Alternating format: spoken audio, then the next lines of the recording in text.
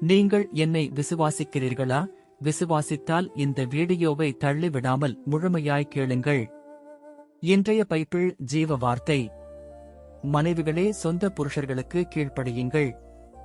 மனைவிகளே, கர்த்தருக்கு கீழ்ப்படுகிறது போல உங்கள் சொந்த புருஷருக்கும் கீழ்ப்படியுங்கள்.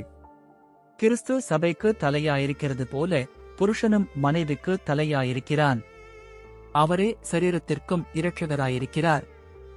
ஆகையால் சபையானது கிறிஸ்துவுக்கு கீழ்ப்படுகிறது போல மனைவிகளும் தங்கள் சொந்த புருஷர்களுக்கு எந்த காரியத்திலேயும் கீழ்ப்படிந்திருக்க வேண்டும். என் மகளே, கிறிஸ்துவுக்கு சபை கீழ்ப்படுகிறது போன்று மனைவிகளே, நீங்கள் உங்கள் சொந்த கணவன்களுக்கு கீழ்ப்படிய வேண்டும். உங்கள் கணவன் பாவம் செய்ய தூண்டினால் மனைவி கீழ்ப்படிய வேண்டியதில்லை.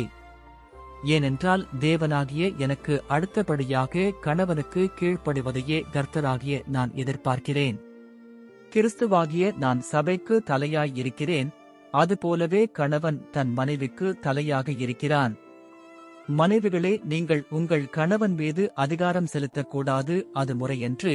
மேலும் மாமனாரோ மாமியாரோ அல்ல, கணவனே மனைவிக்கு தலை. ஒரு சரீரத்திற்கு ஒரே ஒரு தலைதான் உண்டு.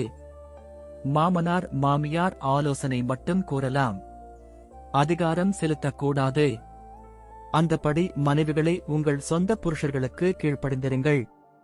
அப்பொழுது அவர்களில் யாராவது திருவசனத்திற்கு கீழ்ப்படியாதவர்களாயிருந்தால் பயபக்தியோடு கூடிய உங்கள் கற்புள்ள நடக்கையை அவர்கள் பார்த்து போதனையின்றி மனைவிகளின் நடக்கையினாலேயே ஆதாயப்படுத்திக் கொள்ளப்படுவார்கள். அந்தபடியே புருஷர்களே, மனைவியானவள் பலவீன பாண்டமாயிருக்கிறபடியினால் உங்கள் ஜெபங்களுக்கு தடை வராதபடிக்கு நீங்கள் விவேகத்தோடு அவர்களுடனே வாழ்ந்து உங்களுடனே கூட அவர்களும் நித்திய ஜீவனாகிய கிருபையை சுதந்தரித்துக் கொள்ளுகிறவர்களானபடியினால் அவர்களுக்கு செய்ய வேண்டிய கனத்தை செய்யுங்கள்.